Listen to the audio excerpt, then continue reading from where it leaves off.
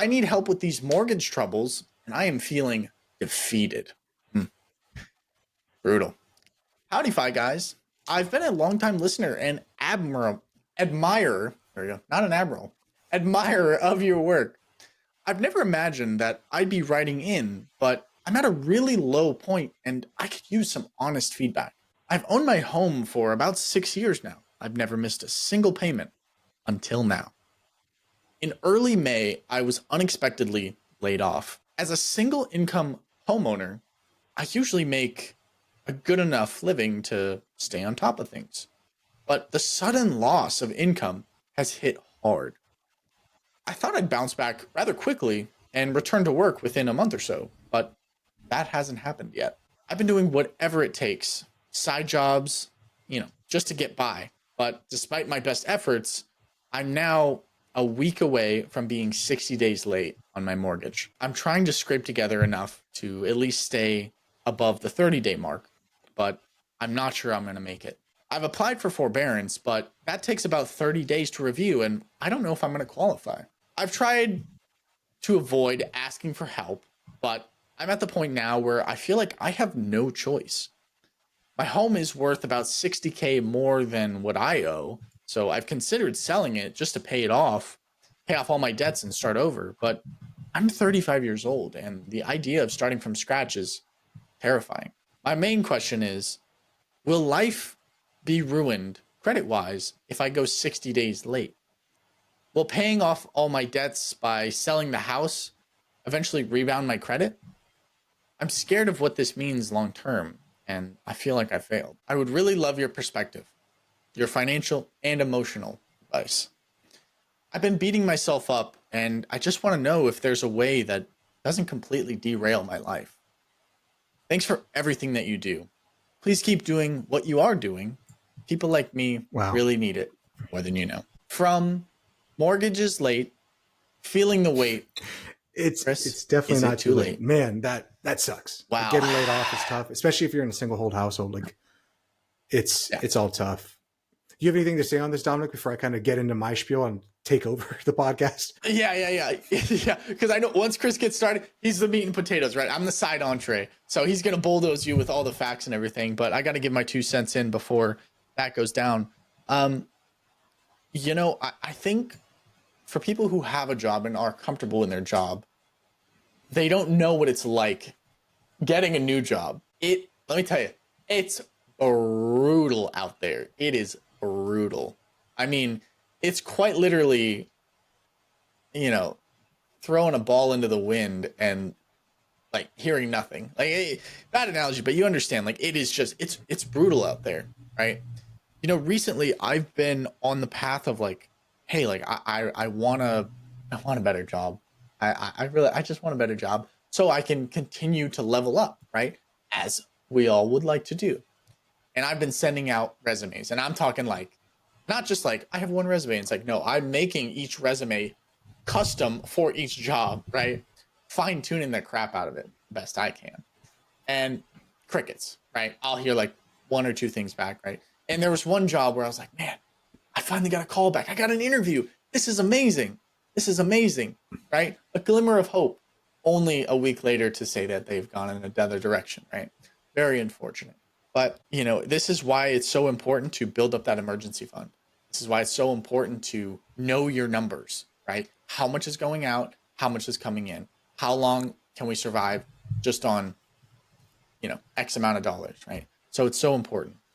I also want to talk a little bit about, real quick before we get into, your bulk of the information, Chris, is how much weight he's putting on his credit score. It's not like if your credit score and I don't know if like this is like an uncommon thing to know. This might, because for us it's common, but maybe for everyone else it's not as common. But when your credit score dips below, say, 650, right, or 600, right, there's not going to be a man that comes to your house and like beats your knees in. Like, your kneecaps are going to be fine. Like, there's nobody going to like break your arm or hold your daughter ransom.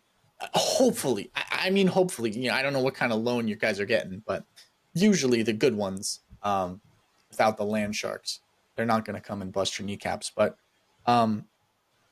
credit scores are definitely super important. They're very important, no doubt, no doubt. I'm not downplaying their importance on everything from buying a house to buying a car to just a small look into your financial health, right? And it's just a small picture because you can have a good credit score and a horrible financial outlook, right? A horrible financial situation.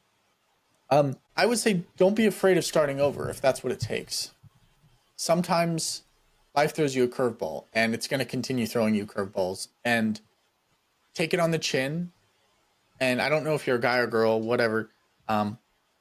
It's character building, and I know that it's like the worst thing to hear when you're in the thick of like crap. Like I know I would hate hearing that, right? It pissed me off. It's like, man, screw you, man. You're in a house. Your stuff's paid for. It pisses me off. It pisses me off saying it, but it's true though. How you frame it is going to be very important because, as we know, life is 90% how you react to it, and 10% is just, you got nothing to do with it, right? It's just going to happen.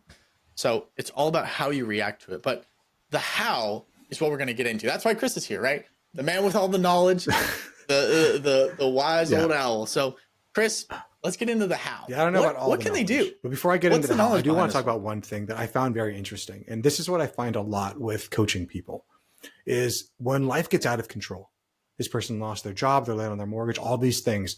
We as human beings have this sense that we need to control something. We grasp onto something that oftentimes from the outside looking into, maybe Dominic and I, seems completely arbitrary and random.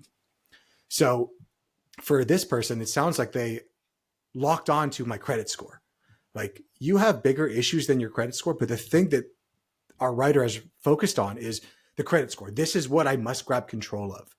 Like, the house is burning down around me, but at least I have my lamp. Like, that's the way it kind of feels to me. It's like, I need to control this one thing.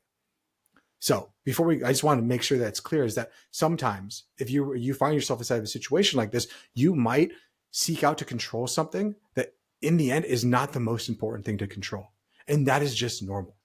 So to our writer, first off, I want to thank you for writing in and know that you're not alone. What you're going through is something that many people have faced. And I respect you for being honest and vulnerable about it. That takes a lot of strength because I know that you said that you hope to never have to reach out to somebody, that you're someone who didn't want to ask for help. But the first step of getting help is asking for it.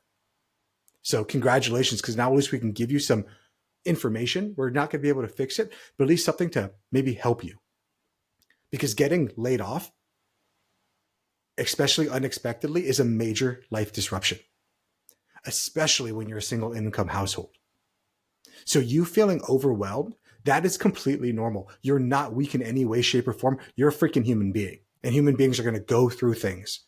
And just like Dominic said, it's how you're going to react to it and get through it. I know that us saying that right now makes you be like, F these guys, they're not telling me what to do to fix it. And we're going to get there in a little bit, but nothing that we can say right now is going to fix this situation. Only you can by going on a journey to be the hero of your own story and figuring it out. So let's talk about your mortgage situation. I understand that being 60 days late to you feels huge, but it doesn't mean your life or your credit score is ruined forever. Yes, you are correct. It likely will take a hit, your credit score, but damage is not permanent. Credit scores are meant to reflect life events, and life event also includes recovery. Eventually you will get out of this. And I understand that when you're in the tunnel, when you're in it seems like there is no light. But all you can do when you're in the darkest place is just keep walking, because eventually there will be change. In all of life, the one constant is change. Just think about this. You've built equity in your home, and that equity is a real freaking asset. I think you said you have $60,000 of equity. That equity, that good work that you put in the past, that gives you options. Selling the house to paying off the debt would not make you a failure. It's a strategic reset if you so choose to do that. With that being said, though, before selling the house, we really need to make sure that it's truly the best move for your life long term. Now, I don't know what industry you're in, but how likely are you to find work again? Could you weather the storm with some forbearance or temporary income for a little bit? Because I don't know, maybe you're in like tech or something like that, and AI just came and disrupted all of your jobs. Can you pivot?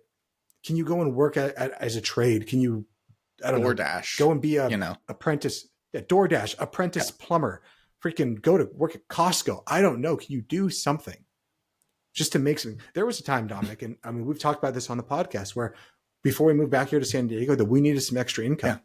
And I was like, what job should I get? And I told you, I'm going to go and be a personal trainer for a little bit. And I remember you saying to me, Dominic, like, why would you do that? That's crazy. Like, you have all these other things. Why would you want to waste your time doing that? And I was like, because extra income is extra income. And the way that I get through this is going to be helpful, not just for right now, but in the long term.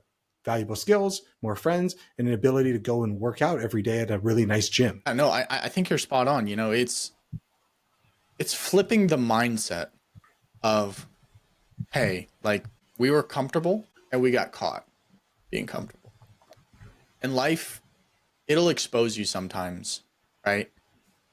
There's this Warren Buffett quote. I always forget it, but it's something about like, only when the tide goes out do you see who's swimming naked. Do you see naked? Yeah. And it's true, right? And I'm not saying, oh, hey, you should have planned for this, right?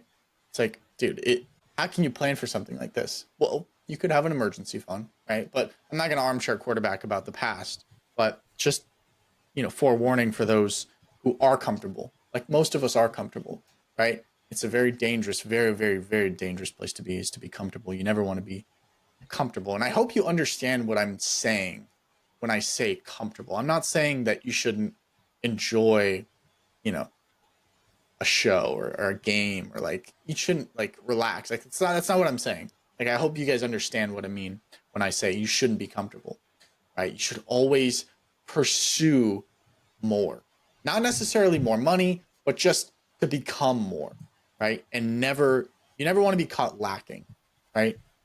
What I was going to say was, you're going to have to change how you see things for a while and know that this isn't going to be forever, right? But this is a new season that we're going to have to go into.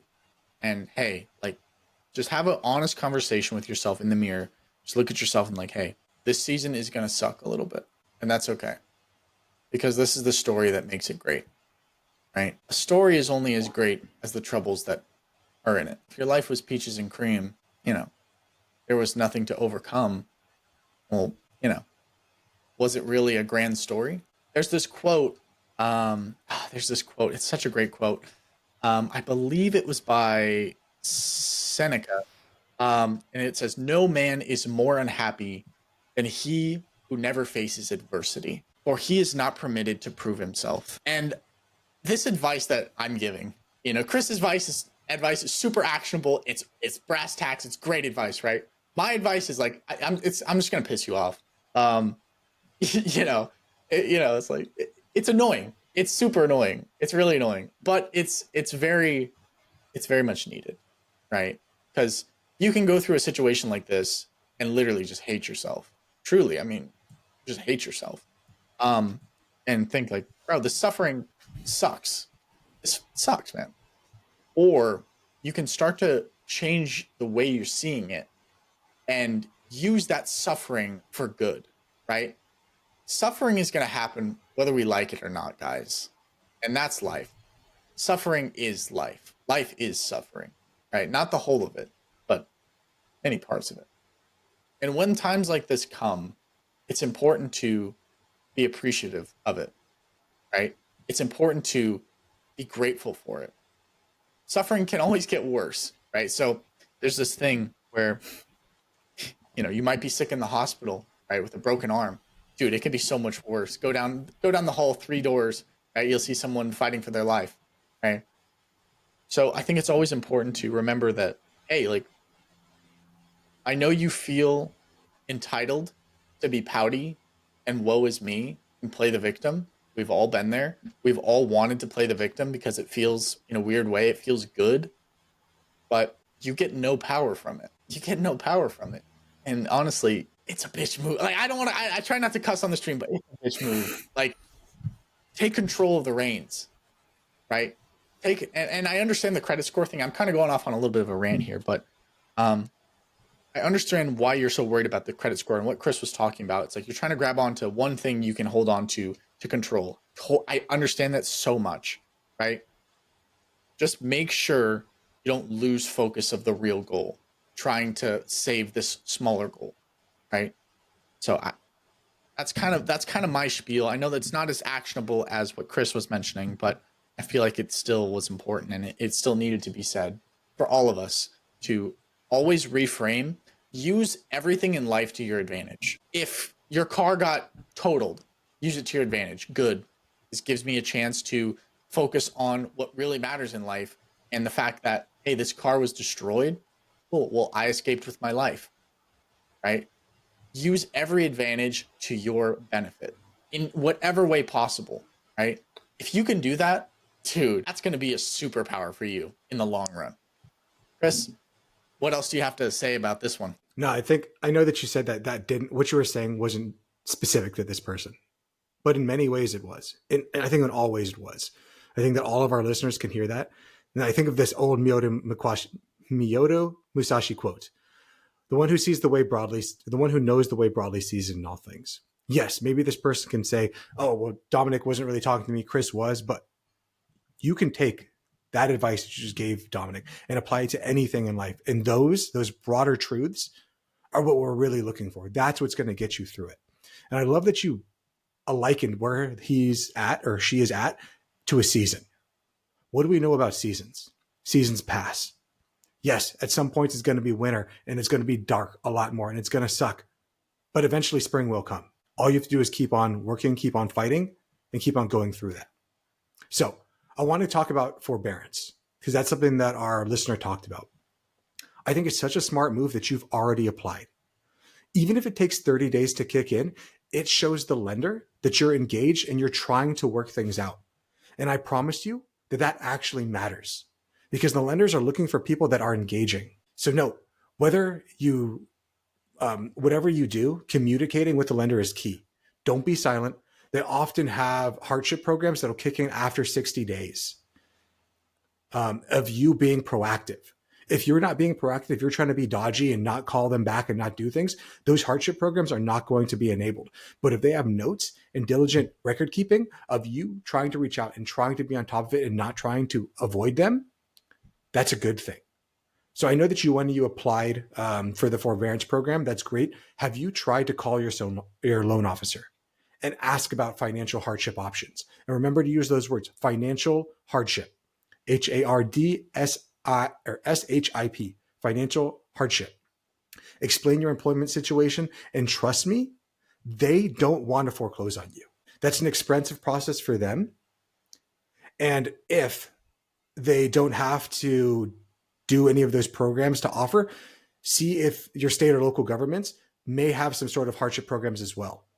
Because they don't want to kick you out, but if they don't have something, there is somebody else that might be able to help you. But that means you need to be the person to keep on seeking, keep on looking, keep on walking down this tunnel until you find the right answer.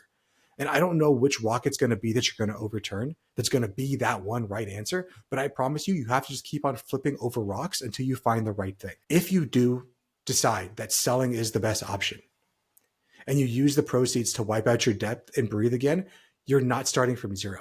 You're starting over debt-free and substantially wiser. You can take this moment and just like Dominic said, say, good, what can I learn from this? How can I envelop this into my schema, into who I am, and become better for it later on? And let me say this too. You're not a failure because you're behind on your payments. This is a chapter. It's not the whole book. You said you're 35 years old. There is so much more life ahead of you. And before we close out, I do want to give you one final thought. Please give yourself some grace. You've been trying to survive. You've been hustling. And now you're trying to make smarter choices, even if they're hard. And that's exactly what resilience looks like to me. So if you need more help, please reach out. Housing counselors, there's free fee-only financial coaching like what I do. There's so many people who want to be there to walk with you on this journey to help you. And the most important thing is you need to walk this journey. They can walk with you, but they can't walk it for you. So just keep walking, keep trying. Eventually you will look back on this one day, and I know you hate this advice. I hate giving it.